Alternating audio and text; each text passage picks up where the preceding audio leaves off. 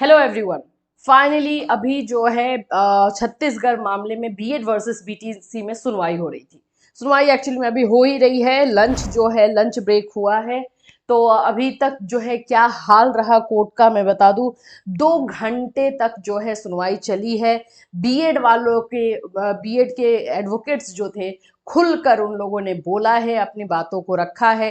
अब ऐसा लग रहा है कि ये लास्ट पर है, मतलब आज फैसला आने का तो चांस नहीं है। हो सकता है कि फैसला रिजर्व कर लिया जाएगा, ऐसा हो सकता है।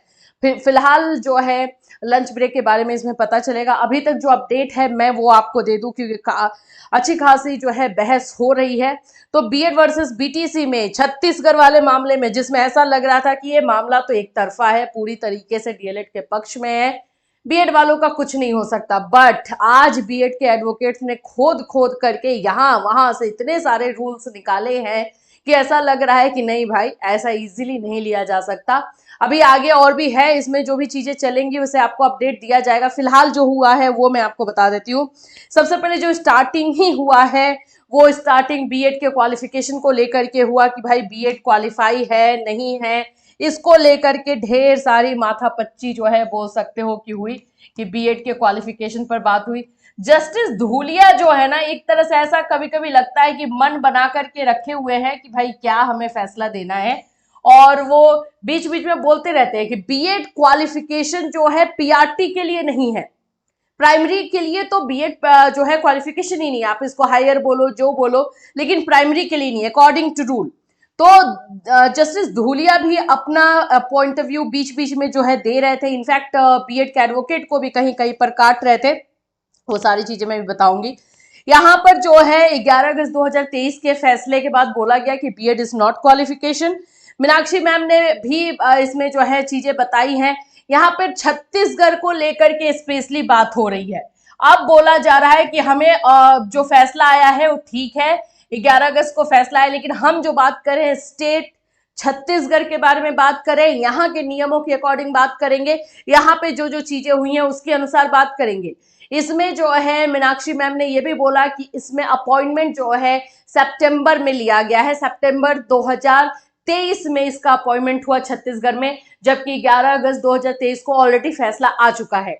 इसमें अगर मैं बात करूं तो इस मामले में सबसे पहले तो प्रोस्पेक्टिव वाले में और रेट्रोस्पेक्टिव वाले मामले में भी बात हुई कि 11 अगस्त 2023 को जो फैसला आया है उसके अनुसार वो जो जिनका भी रिक्रूटमेंट, अब देखो रिक्रूटमेंट में बात है ना, जस्टिस सुधांशु धूलिया बार बार ये बोल रहे हैं कि ये अपॉइंटमेंट की बात है। अपॉइंटमेंट का मतलब हो जाता है नियुक्ति, मतलब आपको नियुक्ति पत्र मिल जाए वो। तो सुधांशु धूलिया ये भी बोल रहे हैं हम सिलेक्शन प्रोसेस को नहीं ले रहे हैं, हम अपॉइंटमेंट की बात कर रहे हैं कि अपॉइंटमेंट जिनका भी 11 अगस्त 2023 के पहले हो गया है वो सेफ रहेंगे, अगर कुछ कंडीशन के साथ, जाहिर सी बात है, और अगर उसके बाद हुआ है तो वो अनसेफ है, दैट मीन्स कि वो बाहर है। सिंपल ये चीजें उठाई गई। इसी पर जो एडवोकेट मीनाक्षी मैम है उन्होंने बोला भी कि ये जो है सितंबर में हुआ है। डीएलएड की एडवोकेट है मीनाक्षी मैम, उन्होंने बताया कि ये तो सितंबर में हुआ है, तो फिर तो ये ऐसे ही बाहर हो जाता है। अब आते हैं बीएड के एक एक एडवोकेट को जो है मौका दिया गया है। आई थिंक ये फाइनल अब डिसीजन पर है ये मामला ना, तो हर किसी को मौका दिया जाएगा, बातें बोली जाएंगी एंड देन डिसीजन दिया जाएगा। अब हम बात करते हैं राजस्थान केस के बारे में। बात हुई, अभिषेक सिंघवी जी वहां पर दिखाई दिए हैं, उन्होंने भी अपनी बातों को रखा है, उस पर भी आएंगे हम लोग।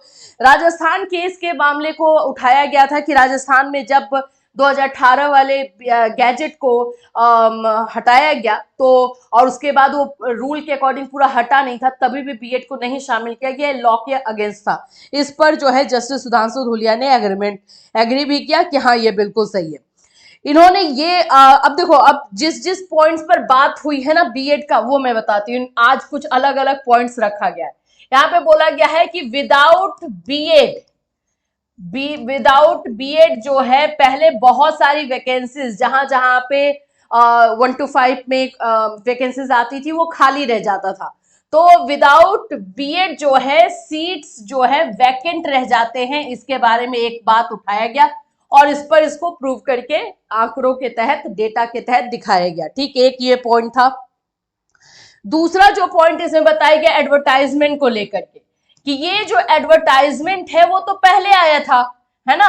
हाँ ठीक है कि 11 अगस्त 2023 को फैसला आ गया, लेकिन एडवर्टाइजमेंट तो पहले आया, तो बच्चे तो फॉर्म फिल किए, उनको तो बोल सकते हो कि इनवाइट किया गया था, इनविटेशन दिया गया था कि BEd with BEd candidate graduation 50% जिनका है वो इसमें एलिजिबल हैं 1 to 5 के लिए।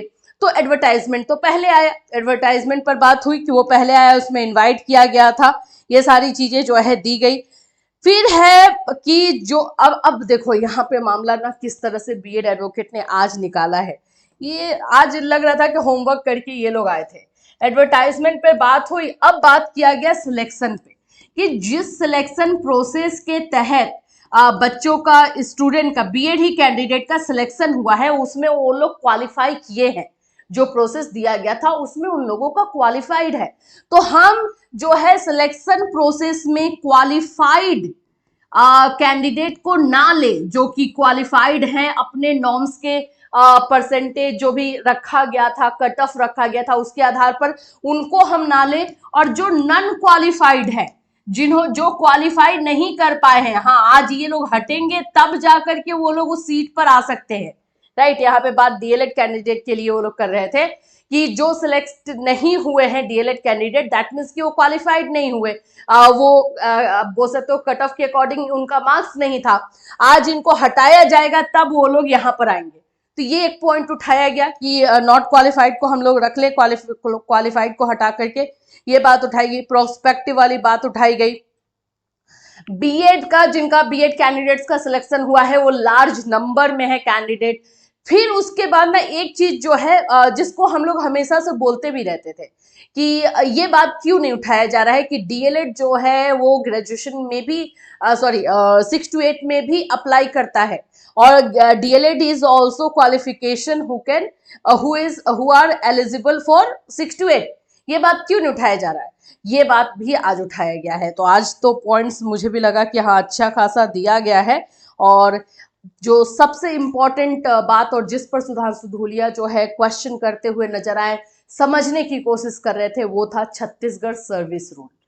छत्तीसगढ़ सर्विस रूल को उठाया गया है यहाँ पर कोर्ट में, और इसको जो है इसके तहत बताया गया है कि बीएड क्वालिफिकेशन था और बीएड क्वालिफिकेशन को इनवाइट किया गया पर्सनली, उस एडवर्टाइजमेंट में लिखा गया, तब जाके बीएड वालों ने वहां पर फॉर्म भरा है। एनसीटी के बारे में भी बात हुई है, एनसीटी के 2010 वाले जो नोटिफिकेशन था उसके बारे में भी बात कही गई है। सेक्शन 23 के बारे में, सब सेक्शन के बारे में बात कही गई है। बहुत सारे पॉइंट्स उठाए गए, सारा मैं इस वीडियो में नहीं काउंट कर पाऊंगी, लेकिन इसलिए मैं आप लोग को हाईलाइटेड बता रही हूँ कि क्या क्या चीजें लिया गया है। हाँ, छत्तीसगढ़ का जो सर्विस रूल है, जो छत्तीसगढ़ का सर्विस रूल है, ये थोड़ा सा टर्निंग पॉइंट था, इसलिए इसको बता दें कि इसको उठाया गया और इसमें बताया गया कि जो है प्राइमरी के लिए, अच्छा यहाँ पे मैं सारा कुछ आपको बता देती हूँ जो जो चीजें वहां पर हुई थी, ताकि आप लोग भी अगर कहीं देखना चाहो तो देख सकते हो, है ना। पेज 145 एनेक्स्चर में आप लोगों को 1 में ये बातें बताई गई हैं, और असिस्टेंट टीचर के मिनिमम क्वालिफिकेशन के ऊपर जो है service rule, Chhattisgarh service rule में लिखा हुआ है, उस पर पूरा हाईलाइट किया गया। उसमें बताया गया था कि यस सीनियर सेकेंडरी का तो है ही, लेकिन इसके साथ साथ में आप लोगों को बीएड का भी रखा गया है। ग्रेजुएशन के साथ, ग्रेजुएशन प्लस बीएड 50% मार्क्स, इन सभी चीजों को इसमें इंक्लूड किया गया है। तो सर्विस रूल को यहाँ पे रखा गया, और इस पॉइंट्स पर जो है जस्टिस धूलिया का एक पॉजिटिव, थोड़ा सा एक अच्छा रिस्पॉन्स देखने को मिला। अभी यहाँ पे टीचर्स के रिक्वायरमेंट पर बात हुई है, और डीएलएड के मैंने बताया कि ग्रेजुएशन 6 to 8 में डीएलएड वाले फॉर्म भर सकते हैं, इस पर भी बात हुई है। कैंडिडेट्स फॉल्ट नॉट, हाँ यहाँ पर ये भी बात उठाया गया कि ये एनसीटी के गैजेट को हटाया गया, ठीक है, लेकिन इसमें कैंडिडेट का क्या जो है गलती है, जो सिलेक्ट हुए हैं लोग, उन लोगों की क्या गलती है।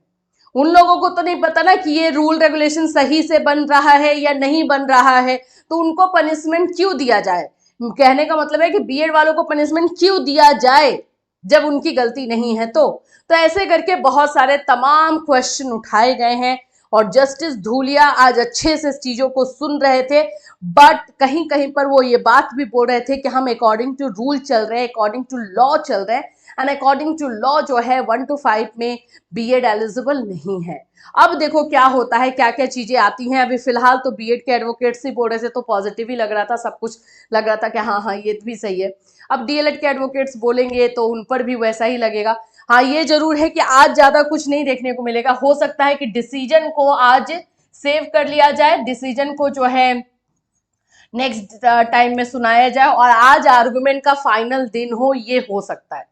तो अभी इससे रिलेटेड और जो अपडेट आएगा हम बिल्कुल आपको बताएंगे, एकदम लाइव जो है कोर्ट से क्या क्या चीजें चल रही हैं, किस पॉइंट पे आर्गुमेंट हो रहा है, बीच बीच में जो है हंसी मजाक भी कहीं कहीं पर हो रहा था, ये सारी चीजें भी चल रही हैं। लेकिन यस, आज बीएड के एडवोकेट्स प्रिपरेशन के साथ आए थे, बहुत सारे पॉइंट्स रखे गए हैं जो पहले से डिस्कस नहीं हुए, या फिर हमें लगता था कि हाँ ये डिस्कस होना चाहिए लेकिन नहीं हो रहा था, बट आज हुआ है।